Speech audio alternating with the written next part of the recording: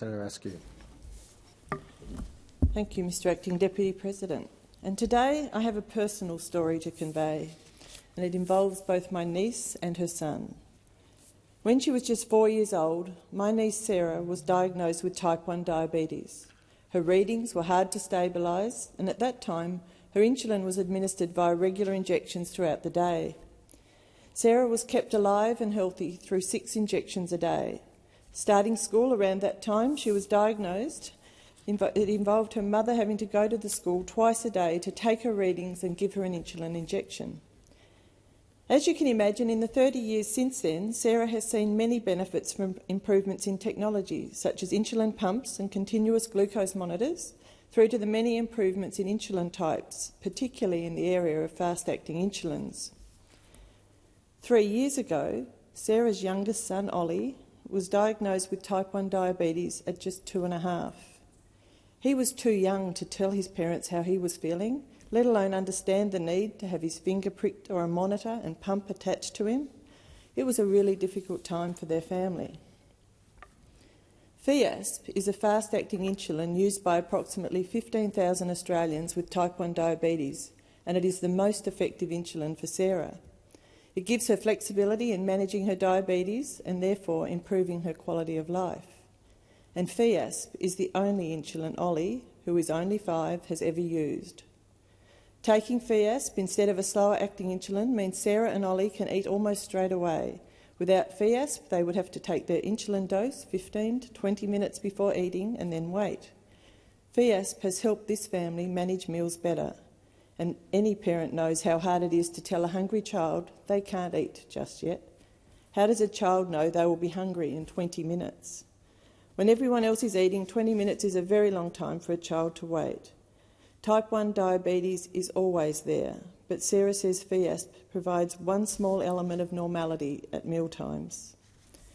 There is no other comparative insulin option for Sarah and Ollie.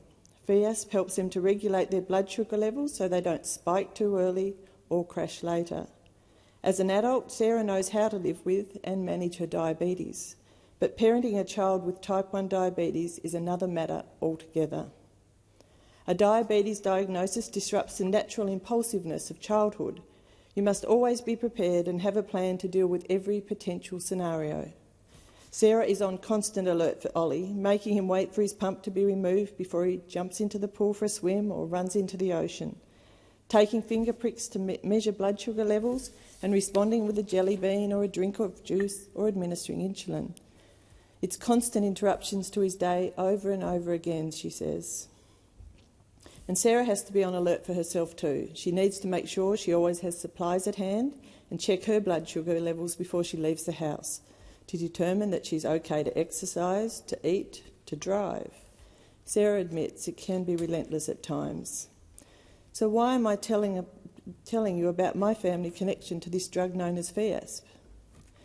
Because it was recently announced that Fiasp would be removed from the PBS on the 1st of April, leaving nearly 15,000 Australians like Sarah and Ollie facing a hike of $220 per script. They would be forced to find the hundreds of extra dollars each month when Fiasp reverts to a private prescription or find an alternative insulin, none of which have the same profile as Fiasp. Last Friday, the Health Minister announced access to Fiasp on the PBS would be extended by 6 months. Great news for Sarah, Ollie and the thousands of other Australians living with type 1 diabetes. However, this extension is only for 6 months, or 12 scripts each for Sarah and Ollie, and it is under a supply-only arrangement to patients who already have a prescription on the 1st of April. So what happens when the 1st of October rolls around? Sarah, Ollie and the other 15,000 Australians who use Fiasp deserve certainty about their future and their health. I don't want to simply accept my niece and great-nephew won't be able to access the medication that makes their lives easier, and I don't want to accept this situation for thousands of Australians in the same position as Sarah and Ollie either. Sarah is one of almost 40,000 people who have already signed the Change.org petition calling for Fiasp to be reinstated to the PBS.